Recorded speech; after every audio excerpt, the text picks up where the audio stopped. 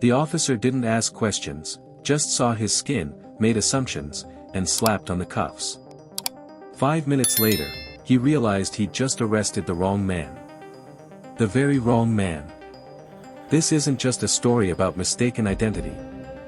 It's about how power, when abused, can collapse in seconds, and how dignity can dismantle bias in complete silence. It happened in front of a grocery store in a quiet suburban neighborhood. A black man in a tailored navy suit stepped out of a black luxury sedan and walked toward the entrance. He was calm, clean-cut, and on his phone.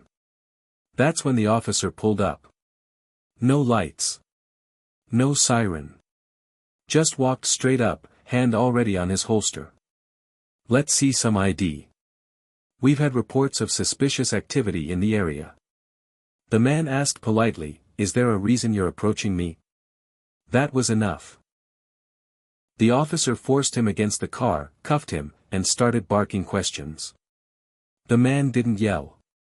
Didn't resist. He just stared at him, quietly. As the officer began searching the man's briefcase without a warrant, backup arrived. Another officer stepped out, looked over, and froze.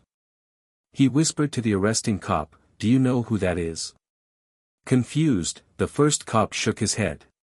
The backup officer leaned in again, "That's Judge Marcus Ellison. Federal District Court." The silence that followed was deafening. The judge, "Yes, Judge," finally spoke, "You didn't ask for my name. You didn't state a reason for detainment. And now you've unlawfully searched my property. I suggest you call your supervisor.